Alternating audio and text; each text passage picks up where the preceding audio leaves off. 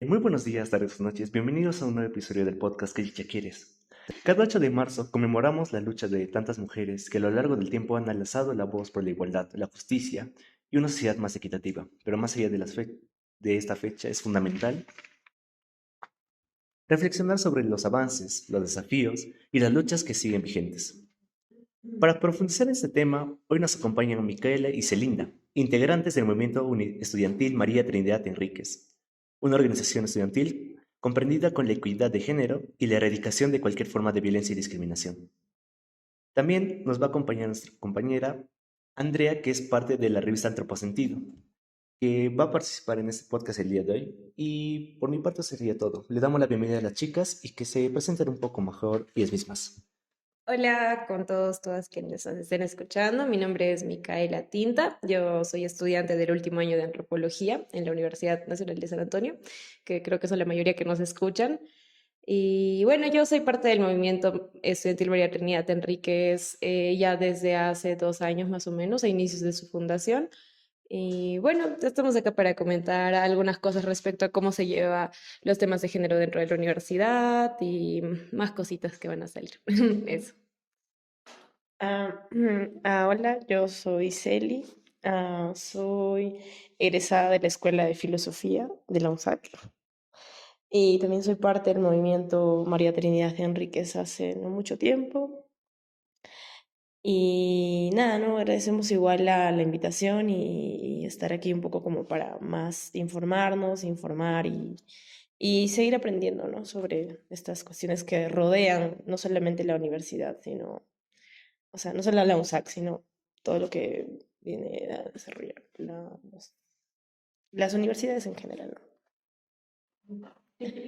Hola a todos los que nos escuchan, mi nombre es Andrea y pues soy parte de la revista de investigación social Antroposentido y pues este día voy a acompañar haciendo algunas preguntas a nuestras invitadas y pues bueno, primero me gustaría saber un poquito más sobre el movimiento y que nos cuenten, ¿no? Cómo surgió la iniciativa y más o menos desde cuándo están y de qué trata su movimiento.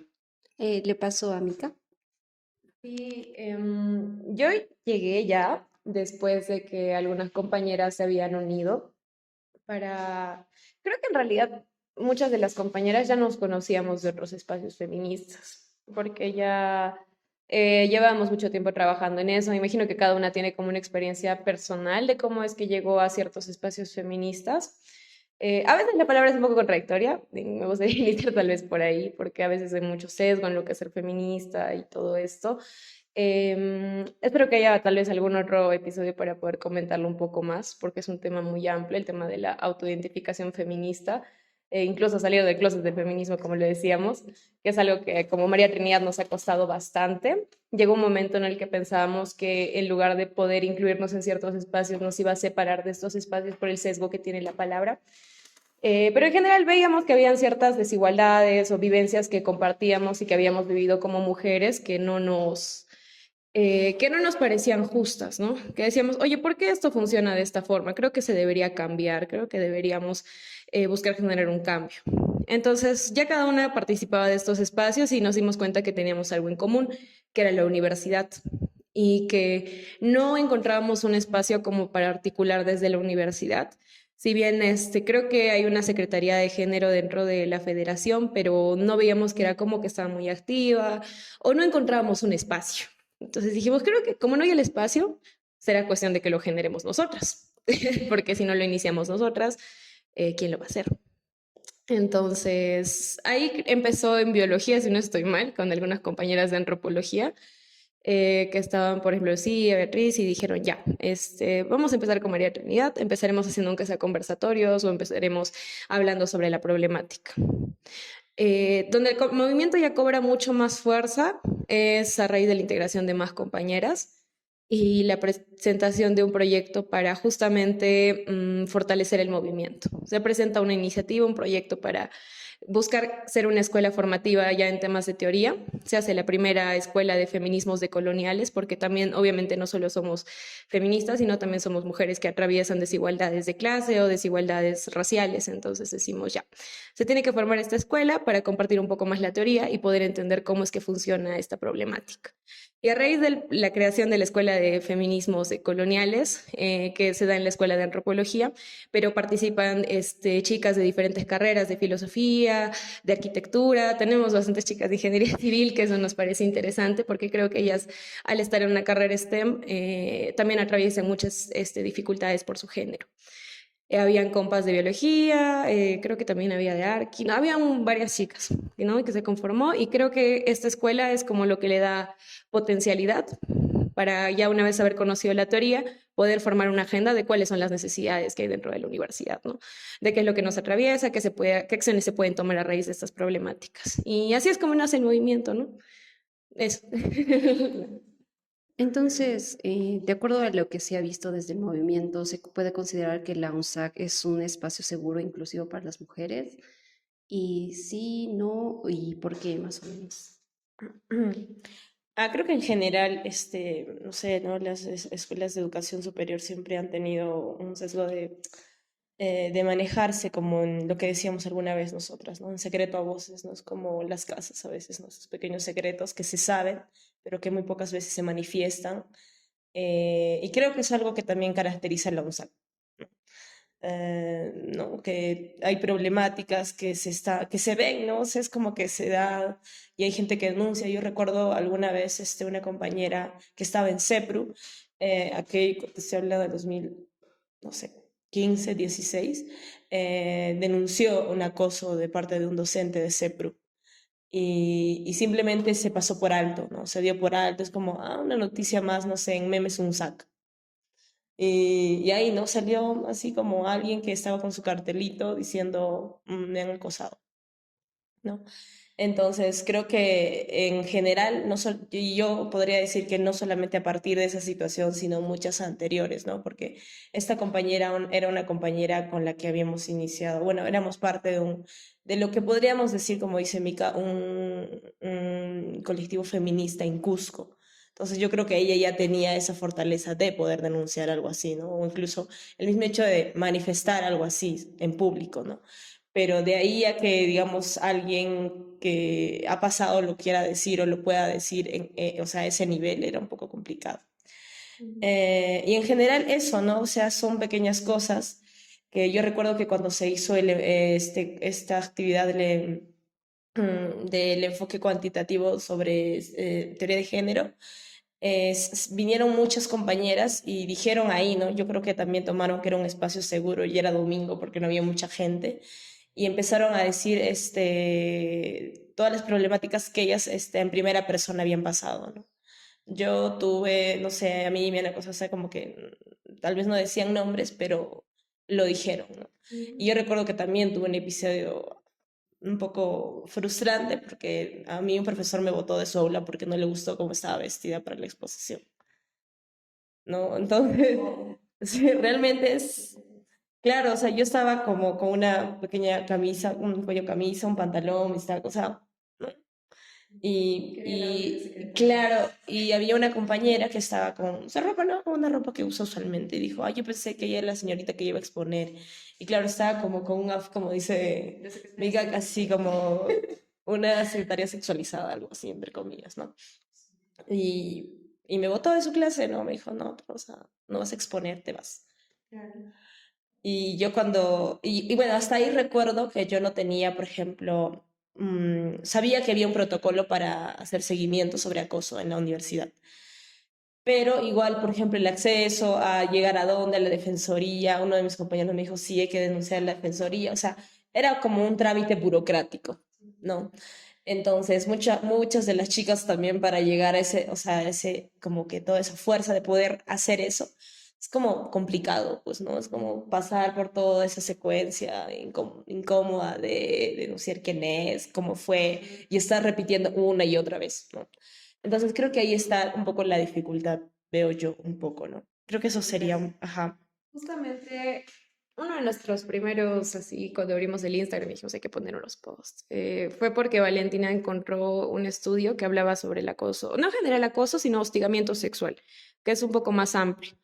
Entonces, encontraba, ¿no?, que era un 77.5 de estudiantes que habían experimentado alguna forma de acoso. Entonces dijimos, eso es un montón. Y creo que si lo preguntas así no necesariamente con una encuesta formal, pero si lo preguntas en el convivir con tus compañeros y algo, siempre va a haber alguien que te va a decir que ha experimentado de alguna forma, en menor grado o en mayor grado, ¿no? Y lo que parecía interesante era que menos del 1% había denunciado.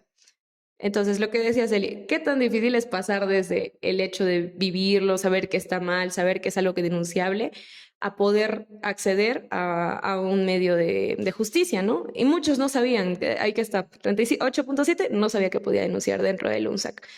Entonces, sí hay muchas de estas barreras, no solo temas de acoso, que sí es un tema muy fuerte y que el UNSAC incluso está viviendo casos, procesos ahora que son muy fuertes y creo que ha tenido que pasar todo un proceso histórico de muchas cosas para llegar recién al poder denunciar y al poder tener la visibilidad que tiene ahora, que ni siquiera es la que debería ser, pero ya por lo menos es algo, digamos, ¿no? Ajá. Justamente lo que ustedes comentan, me gustaría agregar, no sé si han entrado a algunos baños y han visto denuncias de acoso. Me pareció algo muy curioso porque hay denuncias de hace mucho tiempo y hay algunas denuncias recientes. Y justamente de alguna manera el baño se ha vuelto un espacio donde puedes denunciar esto, ¿no? Expresarte, ¿no? Y es también el miedo de poder llegar a un procedimiento más Una de las avanzado. soluciones que conversábamos alguna vez dentro de las agendas que estábamos creando, no como para ir y acosar directamente, sino era poder empezar a hacer las denuncias anónimas. Y ya vamos a empezar con eso, espero. Ajá, vamos a lanzar, espero que estén atentos, atentos. Vamos a lanzar un formulario para hacer denuncias anónimas y ver qué nombres son los que más se repiten, ¿no? Y mandar cartas a las escuelas y decir, oye, no quiero iniciar un proceso formal, pero quiero que tengas ojo en que esta persona ha recibido muchas denuncias anónimas. Solo para que lo tengas ahí. Eso anima a las víctimas a que puedan animarse a denunciar, ya que la persona que está viendo tiene un antecedente anónimo, pero sigue teniendo como un antecedente. Y eso es lo importante, ¿no? Que ya, como dice Giselle Bricot, que cambie de miedo el bando. Así que... Claro, justamente. Bueno, nuestro segundo segmento va a tratar justamente de estos protocolos que usa la universidad para estas denuncias. En este caso, bueno, viendo que la universidad en realidad toma estos temas de forma muy burocrática, ¿cómo han visto, digamos, las denuncias que se han estado haciendo ahora y cómo lo está tomando la universidad? Justo nuestra compañera Beatriz fue nuestra representante en el encuentro interfeminista universitario del año pasado en Lima. Ella hizo un pequeño análisis dentro del protocolo y cuáles son las falencias que tiene, qué es lo que no está yendo bien. Y bueno, una de las cosas que encontraba era el tema de la protección a las víctimas. El protocolo no especifica un tema de cuáles son las medidas que va a tomar la universidad para proteger a la víctima durante todo el proceso. Obviamente, en casos de acoso, la universidad no va a tomar sanciones penales porque no es su deber. Lo que debería hacer, eso ya lo toma un poder judicial, la fiscalía, etc. Lo que debería hacer la universidad es tomar sanciones administrativas, ¿no? Veamos, ¿qué pasa si es que la estudiante está llevando, no sé, un curso con el docente, hay algo que la proteja, que la separe, que no jale el curso, que no lleve el año, que otros docentes no tengan represalias contra ella? No hay como algo muy específico que le dé medidas de protección administrativas al estudiante, ¿no? Otro sería que el mismo protocolo no establece que el mismo protocolo tiene que renovarse. No dice que el mismo protocolo tenga que tener una evaluación continua, porque como antropólogos sabemos que la ley tiene que obedecer al hecho social, tiene que obedecer a la costumbre. Entonces la ley tendrá que estar siendo actualizada siempre, viendo cuál es la realidad de la universidad, y no pasa eso. Y el mismo protocolo debería garantizar eso y no lo hace. Otro es la transparencia, que no hay como alguna parte que garantice transparencia en la gestión de estos casos, que tiene que mantener informada a la comunidad sobre el tema y qué acciones se están tomando. No es como que, o sea, es muy difícil porque recuerdo que Beatriz me comentaba que cuando ella intentó hacer todo este análisis o acceder a ciertas cifras, a ciertos casos, de qué forma se trataban para poder ir al EFI, no fue sencillo. Al final ella, o sea, la información que recabamos ahora es muy limitada en realidad porque siempre es información que estaba en la web o el mismo análisis que hemos hecho nosotras. Pero el poder acceder a cierta información de la universidad es muy difícil, cuando debería ser de forma transparente. Otros son las medidas preventivas que el reglamento no especifica como, oye, mira, ya entiendo esta problemática y tengo que tomar acciones no solo, digamos, como para calmar el fuego, ya cuando ha habido un caso de hostigamiento o algo, sino que tengo que tomar medidas para prevenir estas situaciones, ¿no? Medidas contra la prevención de violencia de género, etcétera. Entonces, bueno, no, son varias cosas que el protocolo no contempla y ahora está viendo pues el tema de que tiene que haber un comité para que pueda evaluar estos casos, ¿no? Entonces, el problema con el comité, ya salía en muchos medios por suerte, es que las personas, los docentes no quieren ser partícipes del comité porque, como dijo el rector de nuestra querida universidad, no se quieren ganar el pleito de tener que evaluar un caso de acoso de un docente. ¿No? Y ahí tenemos el famoso pacto patriarcal que está presente en nuestra sociedad cada día porque nadie quiere acusar a su compañero, ¿no? Nadie quiere decir, oye, hay esta problemática y yo tengo que ser imparcial frente a este tema. Entonces se sigue replicando ese sistema de compañerismo, de pacto patriarcal y no se logra soluciones porque no hay quienes quieran apoyar a tomar estas soluciones. O sea, creo que igual, como decía, ¿no? En un aspecto más sensitivo, podría decirlo, creo que el mismo hecho de tener conocimiento del protocolo y todas estas falencias que tiene, como ya Mika lo especificó, creo que yo muy bien, es que, por ejemplo, el mismo hecho de decir, está bien que yo pueda denunciar a mi docente o habré hecho algo mal. Tú bien decías, André, que viste, por ejemplo, estas fotos en los baños, ¿no? Yo recuerdo que hice un post alguna vez sobre esto, ¿no? O sea, y no solamente acoso, sino me intentó violar. Es muy fuerte, ¿no? Es demasiado. Y uno que era un testamento enorme, ¿no? De alguien que había escrito un testamento enorme y de alguien que puso un nombre. O sea, creo que esto fuera como un poco de saber si hay protocolos, porque por ejemplo yo vi que había QRs donde podían decir, aquí puedes acceder al protocolo para denunciar acoso sexual, ¿no? O hostigamiento. Es más allá de, a ver, voy a hacer esto, quiero saber cómo seguir ese procedimiento, o ya no lo hago, lo quiero hacer, lo puedo hacerlo, está bien si lo hago, ¿qué pasa si alguien se entera? O sea, creo que hay un poco también, más allá de eso, o sea, toda esta dificultad que no, y toda esta poca sensibilidad a entender este tipo de situaciones, ¿no? Que no solamente es, no sé cómo dice, ¿no? Acoso, hostigamiento, sino va un poco más allá y es mucho más fuerte, ¿no? Y creo que un poco más redigía esa situación a la accesibilidad, pero en caso de este aspecto más sensitivo hacia una, ¿no? Hacia toda esta situación que puede esta persona vivir para poder llegar a incluso solamente llenar un formulario y decir, sí, he sido acosada, sí, he sido hostigada. O creo que incluso el hecho de que se dé cuenta, porque o sea, hay momentos, situaciones en las que los están tan normalizados que no lo entiendes y solamente sientes incomodidad y dices, "Oh, no habrá sido otro, mi imaginación habrá pasado, ¿no? Pero en realidad han sido situaciones de acoso que se han normalizado tanto que ya están en el día a día. Más estamos como abordando mucho el tema de lo que es el acoso, que sí, nosotros tocamos mucho el tema de prevención de violencia basada en género, pero creo que también es necesario mencionar el hecho de cómo si en la universidad las mujeres pueden desenvolverse académicamente con libertad. Porque qué es lo que pasa o lo que se ve en muchas aulas y lo que nos han comentado también las compañeras del programa, en especial las de ingeniería, es que muchas veces se invalida su opinión. Se invalida su opinión o incluso más que invalidar, se cuestiona mucho, que el cuestionamiento en una universidad está bien, pero cuando el cuestionamiento viene desde la argumentación, desde los hechos, etc. Pero cuando viene solamente desde el sesgo de género, ahí hay un problema muy grande, ¿no? Entonces, la idea de María Trinidad también es eso, ¿no? Que pueda hacer que las mujeres tengan un espacio más seguro para desenvolverse académicamente. Las mujeres siempre, a veces en las mujeres hablan más bajito. No es que biológicamente hablemos más bajito o participemos menos, sino que hay una cuestión cultural de mucho tiempo que nos ha educado para hablar un poco más bajo, para participar menos. Entonces, la idea es que a raíz también del fortalecimiento de las mujeres en la academia, las mujeres puedan sentirse en la libertad de opinar, puedan sentirse en la libertad de participar y puedan incluir la perspectiva femenina en cada una de sus áreas, ¿no? Que no pasa a veces. La medicina muchas veces solo trabajó con cuerpos masculinos y todo esto, y muy pocas veces ha incluido la perspectiva femenina, incluso igual desde la psicología, igual desde la antropología, igual desde la arquitectura, desde muchos espacios que no se ha construido esto. Entonces, eso tampoco genera un espacio seguro para mujeres, porque no tienen la libertad de poder desenvolverse académicamente como quisieran. Yo creo que igual añadirle que hay, por ejemplo, muchas veces he escuchado que puede sonar incluso un cliché de espacio seguro para mujeres, ¿no?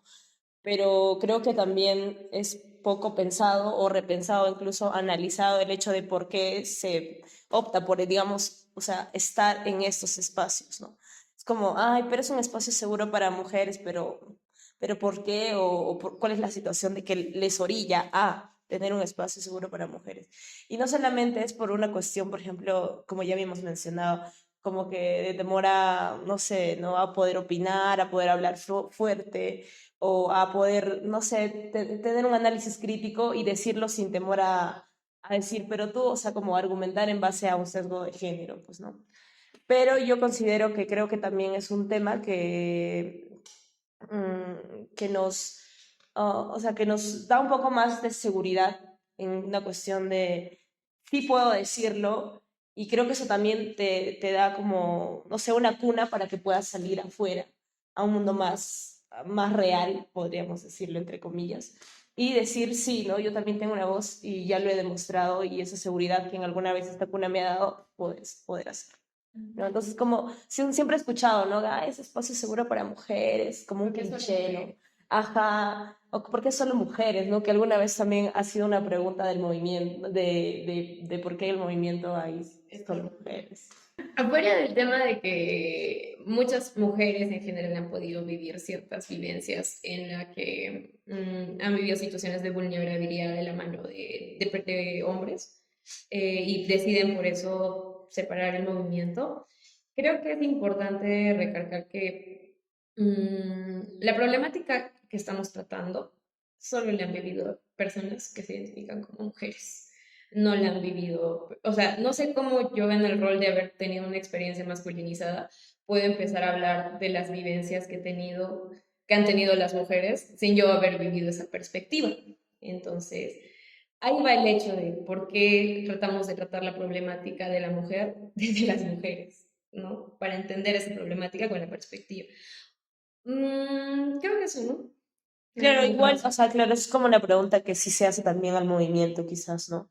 Pero es por eso también, ¿no? O sea, es abarcar los temas desde lo personal, desde lo individual, hacia lo colectivo, que es algo, y luego que es donde te das cuenta que es una problemática, no solo de una, sino de muchas. De muchos. Entonces, claro, ¿no? Como alguien que ha vivido, por ejemplo, una vida de hombre, en la vida cotidiana, podría solo siquiera acercarse dentro de lo sensible a poder Y explicar muchas esa veces situación pasa compleja. esto como que, o sea, mira, ya Micaela, yo te escucho a ti, tienes acceso a educación universitaria, no vives consecuencias de inseguridad, ¿cómo es posible que yo como hombre te esté oprimiendo a ti?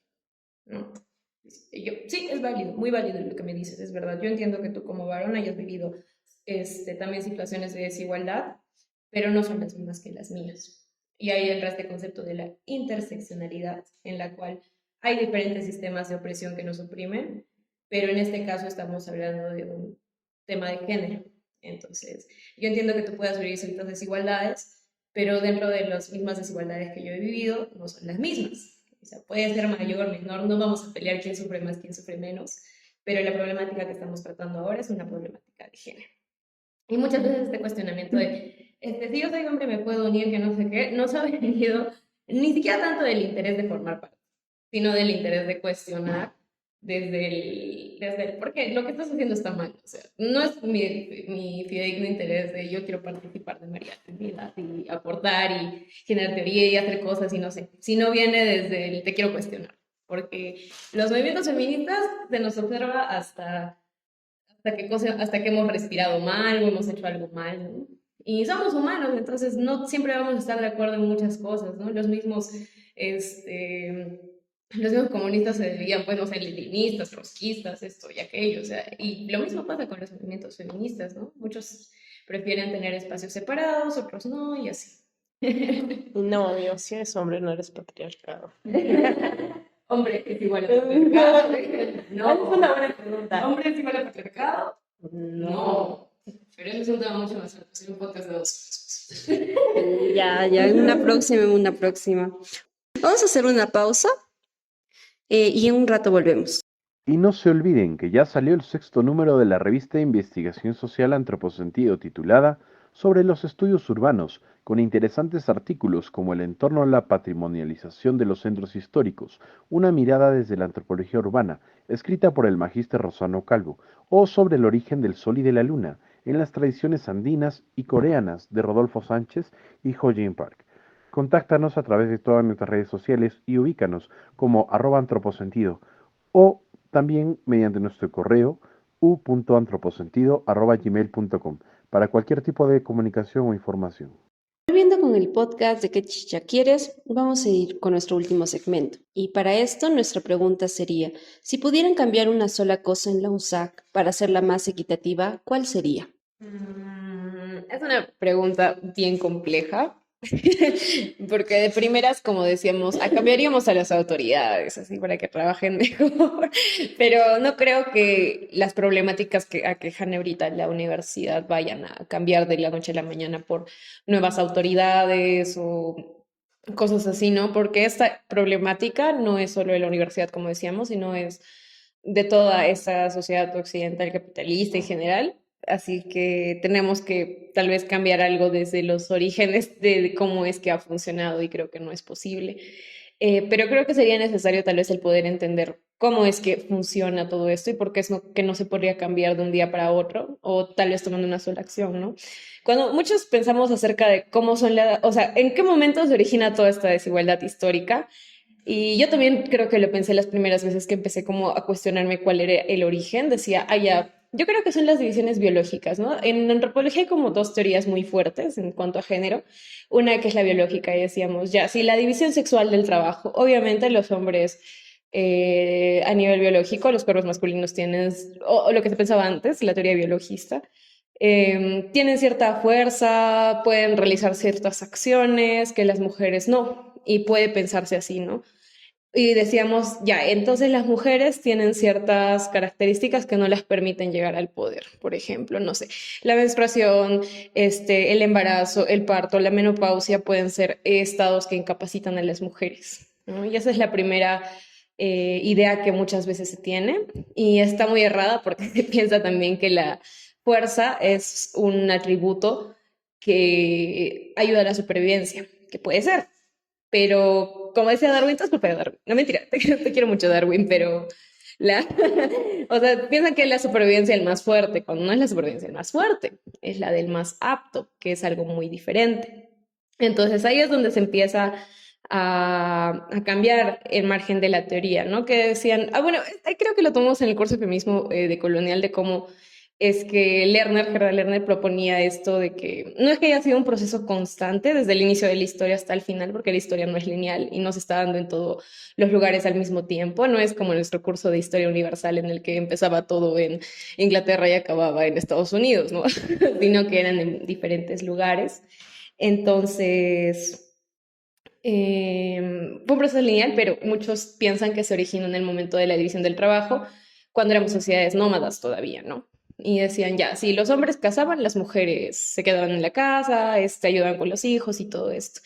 Pero el hecho de que haya sido también un lugar tan hostil, digamos, creo que no daba como el tiempo para que decir, ya, mira, tú tienes pene, te vas a casar, tú tienes vagina, te vas a cuidar, ¿no? Si no era una cuestión de capacidades.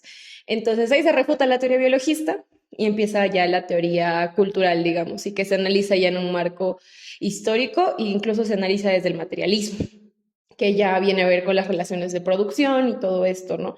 Entonces, sí puede ser que el sexo sea la realidad biológica que nos divide entre hombres y mujeres, pero el género ya es como el producto que hemos generado a raíz de todos los procesos socioculturales, históricos, ¿no? Como quién es mi vecino, qué cosa producimos, de dónde viene, de dónde hay, o sea, ya es el género ya es como cuestión de todos los factores externos que pueden cambiar el sexo, que es esta realidad biológica que tenemos, ¿no? Y a veces se confunde mucho esto.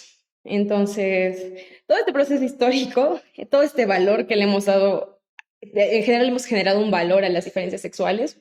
No creo que es algo que se vaya a cambiar de un día para otro, definitivamente. Entonces, eso, no creo que se vaya a generar de la nada, porque han pasado muchas cosas desde que están iniciadas estas diferencias hasta ahora, y creo que el 8 de marzo es como una conmemoración de todo el proceso que hemos tenido que pasar las mujeres para llegar a los derechos que tenemos el día de hoy. Sí, justo, o sea, evaluando esa situación, sí, creo que una sola cosa no bastaría para que todo lo que se ha logrado o todo lo que se ha hecho por mucho tiempo cambie, ¿no? Justo como aunando un poco desde el aspecto de la filosofía, recuerdo que hay textos que denominan, bueno, textos dentro de su teoría que solo hablan, por ejemplo, del hombre, ¿no? Como una cuestión general de varones y mujeres. Y era como, ¿no? O sea, esa denominación generalizada de que hombre es el aspecto general de varón y mujer, ¿no? Que cuando, digamos, no sé, se teoriza y se habla sobre el hombre, se está hablando de toda la gente o de todas las personas, ¿no? Eso he encontrado en muchos textos y cuando alguna vez yo me pregunté por qué, ¿no?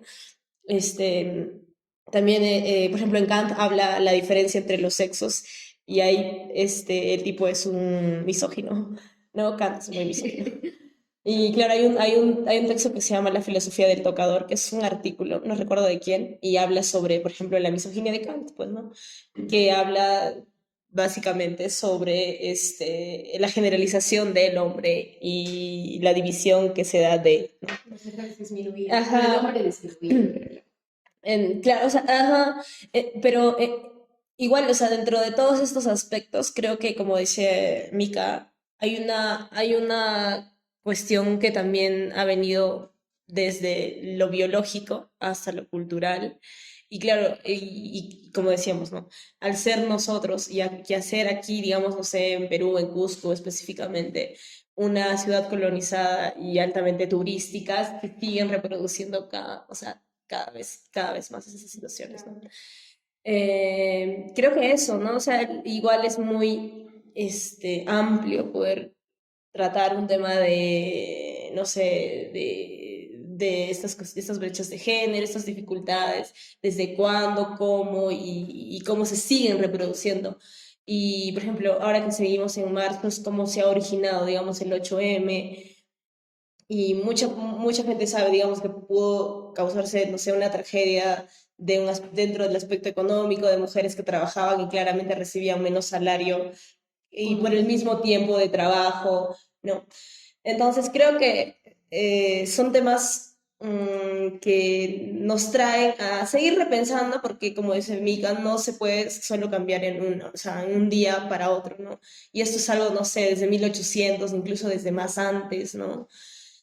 Algo que, por ejemplo, vemos, cómo es que empiezan tal vez todas estas luchas y lo vamos a abordar, como decíamos, en un marco occidentalizado, porque estamos en una sociedad occidentalizada. E incluso hay una teoría muy interesante que es la de Rita Segato, que es una autora latinoamericana, que ella proponía que en realidad el patriarcado es producto occidental, que si bien podríamos decir que sí existía ciertos tipos de patriarcado en las sociedades eh, nativas acá de América, existían lo que eran los patriarcados de baja intensidad, ¿no? No había esta dominación como la hemos visto a raíz de la invención de la propiedad privada. No digo que la propiedad privada sea mala, pero es en realidad la raíz de por qué existe esta dominación. Porque lo que pasaba es que las mujeres, ¿qué pasa? Hay un excedente ya después de las sociedades nómadas a las sociedades actuales, que hay la agricultura. Entonces, al tener agricultura ya generas sedentarismo y generas un excedente de producción. Cuando tienes un excedente de producción, ¿qué se hace? Heredas. ¿Y cómo es que tú te aseguras de que lo que le vas a heredar es a tu hijo? De la maternidad de las mujeres no puedes dudar, porque tú ves a la mujer, puedes embarazarse, que le crezca la panza y lo ves al bebé salir de ahí, entonces no puedes dudar de su maternidad. Pero sí puedes dudar de la paternidad, porque no tienes como algo que te asegure. Entonces, ¿qué haces? Aíslas a la mujer. tú esposas a alguien para que sea, para asegurarte que es tu hijo y que vayas a dar la herencia, ¿no? Entonces ahí nace la monogamia también, que es todo un tema aparte. No es que nace de la nada, no es producto del amor, sino es producto de las relaciones de producción. Entonces, ahí es como que nace todo esto y ahí empieza el meollo del asunto, ¿no? De la necesidad de heredar la propiedad y el aislar a las mujeres para controlar no tanto su sexualidad, y eso me gusta mucho porque lo recalca bastante el doctor de Coster en algún momento, si iban a una clase con él, no radicaba en controlar la sexualidad de las mujeres, sino su reproducción. Entonces, al querer controlar la reproducción de las mujeres es que empieza todo el meollo del asunto, porque se empieza a ver el trabajo y el rol de la mujer como propiedad pública, y ese es el problema. Entonces, por ejemplo, hay historiadoras que a veces nosotros no las conocemos, por ejemplo, como Olympe de Gouges, no sé si estoy pronunciando bien el nombre, porque es francés, y de la Revolución Francesa, ajá. Y se supone que la Revolución Francesa es como este punto máximo en el cual se ganan las libertades, la democracia, el inicio de el hombre, de toda la libertad moderna, ¿no? Y se crea como decía Celi, que a veces se normaliza el nombre del hombre, y en ese caso sí era como la Declaración de los Derechos del Hombre y del Ciudadano. Y Olin Ruosh dice como que, pero ¿y las mujeres? ¿No tenemos derechos? Aparte que han tenido un rol muy importante dentro de la toma de Bastilla. Exacto, pues, dentro de la toma de Bastilla su rol era básico. Entonces ella dice, ya, pues yo voy a escribir la Declaración de los Derechos de la Mujer y la Ciudad. Y adivinen qué es lo que pasa. Se queda sin cabeza, mi querida. Se queda Olin Ruosh la mandan a decapitar, la mandan me olvidé el nombre, cuando, no sé, ya bueno, ahí donde las decapitaban, las decapitaciones públicas, a la guillotina, y se prohíbe a las mujeres juntarse, ¿no? Se prohíbe a las mujeres juntarnos en grupos grandes y ya, pues ahí es donde empezamos a perder derechos. Y luego de eso empieza esta lucha ya por querer conseguir más derechos, porque en realidad las mujeres sí trabajaban, no es que la mujer se quedaba en casa y solo los hombres tenían derechos a trabajar, sino se habían muchas mujeres que trabajaban, pero no podían recibir un salario porque no contaban con no votábamos, entonces no éramos ciudadanas. Entonces esa es la importancia también del derecho al voto. Pero también no era el voto para todas las mujeres, ¿no? Eso también es otra historia. Tenían que estar casadas y ser alfabetas también. Sí, bueno, ahí va, digamos, que la interseccionalidad, porque no únicamente les afectaba, digamos, no era lo mismo ser una mujer blanca, económica, con, digamos, un estatus, que ser una mujer que pues no tenía trabajo, o sea, no, lo único que tenía que hacer sí o sí es trabajar para sobrevivir. Exacto. O muchas trabajaban, porque justamente como no tenían este estatus de ciudadanas, no podían recibir sus sueldos si no se les daba a sus maridos, entonces, o se les pagaba menos. Claro, como o en el las peor de los casos a sus hermanos o a sus padres o al hombre a cargo, ¿no? Que se podría decir. Justo cuando mencionó Mika sobre, por ejemplo, que las comunidades previas, digamos, a toda esta occidentalización, también no solamente era como de Occidente, sino de por sí ya las culturas previas. Justo estaba recordando que cuando hice el trabajo, hablaba sobre este aspecto paritativo del trabajo, digamos, de solamente comunitario, ¿no? Que, digamos, no sé, todos estaban relacionados con la tierra, la agricultura, y que no era solamente un trabajo, digamos, de solo mujeres o de solo hombres, ¿no? Sino, y ahí, claro, ahí se ve como un aspecto, y claro, por ejemplo, mencionaba que en la Edad de Bronce ya se había dado un giro de 180 en esos aspectos de dividir el trabajo, ¿no? Bueno, no sé, ¿no? Hay como, claro, muchas cosas que investigar. Pero sí, ¿no? Creo que los orígenes no solamente o sea, no es de ahorita, ¿no? Sino es mucho, mucho, mucho tiempo, pues, ¿no? Y claro, bueno, entonces en esta búsqueda como de derechos para las mujeres creo que nace el contexto del 8 de marzo, que según estuve viendo, creo que no fue solo esto de la fábrica, sino que días antes como que ya se había generado la protesta, revueltas por el tema de salarios, de que las mujeres puedan controlar el dinero por el cual están trabajando. Bueno, o sea, yo siento que había una relación, por ejemplo, no sé, ¿no? De ser mujer y ser esclavo, ¿no? O sea, ¿no? Una pequeña similitud, o sea, a este grado de derecho, vamos a denominarlo así, al que tenía, por ejemplo, ¿no?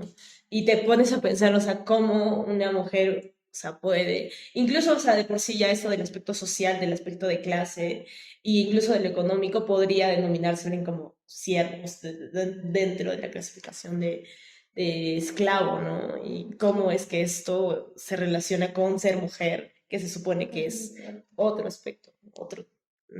Eso incluso ha evolucionado ahora en los trabajos de cuidado, ¿no? Que los trabajos de cuidado o sea, son capital público para muchas personas, no es un trabajo que sea remunerado o no es un trabajo que incluso sea reconocido. Y bueno, y así pues son muchas, esa es una de las agendas que tiene ahora, por ejemplo, el feminismo, ¿no? El tema de trabajos de cuidado y cómo es que ha ido evolucionando todo esto. Entonces, a raíz del 8 de marzo, ya no es como el Día de la Mujer solo trabajadora, porque sí ya hemos conseguido ciertos derechos, sino creo que se globaliza el Día de la Mujer en general para incluir también a otros tipos de mujeres, como niñas, adolescentes, etcétera. Y es una fecha, como dicen, conmemorativa, más que el feliz Día de la Mujer, porque no todo es feliz, pero igual, alguna vez, si mi abuelita me lo dice, yo también como que ya, chévere, no hay problema, normal, pero también es bueno el educar desde de por qué se conmemora esta fecha, que había todo un proceso histórico y que hay luchas que todavía las mujeres que necesitamos conseguir para generar un sistema más igualitario, más que igualitario, que podamos tener oportunidades para poder desenvolvernos en sociedad. Ya finalizando, ¿hay algo más que quisieran agregar? Sí, que nos sigan en nuestras redes sociales. Estamos como Movimiento Estudiantil María Trinidad Enríquez en Instagram, en Facebook. También están los links ahí de diversas. En TikTok también estamos, ¿cierto? Ya estamos activando el TikTok. Y eso, dentro de los eventos próximos que tenemos, somos parte de la Red Estudiantil Feminista Interuniversitaria, muy largo el nombre, pero creo que representa lo que somos. Y somos varios espacios que tocan temas de género de diferentes universidades que nos hemos congregado. Y como les decía, Beatriz había sido partícipe el anterior año en Lima, pero gracias a esfuerzos que hemos podido generar y proyectos y varias cosas, el encuentro este año va a ser en Cusco. Se va a reunir va a ser una serie de congresos, actividades, etcétera. Un congreso que va a ser en noviembre, si no estoy mal. Sí, en noviembre ya tenemos la fecha, entonces que estén atentos a las redes sociales porque va a haber una convocatoria para que puedan participar de estos días de congreso que va a haber entre investigaciones, acciones. Creo que va a ser un espacio muy nutritivo en general para que puedan participar chicas, chicos, igual anímense. Y eso, creo que eso es todo. Muchas gracias por la invitación. No, muchísimas gracias a ustedes por haber venido. Agradecemos que nos sigan escuchando el podcast del día de hoy. Todas nuestras redes sociales estarán abajo en la descripción. Nos puedes seguir en Instagram y en Facebook como Antropocentido. También vamos a aperturar muy pronto nuestras redes sociales en TikTok.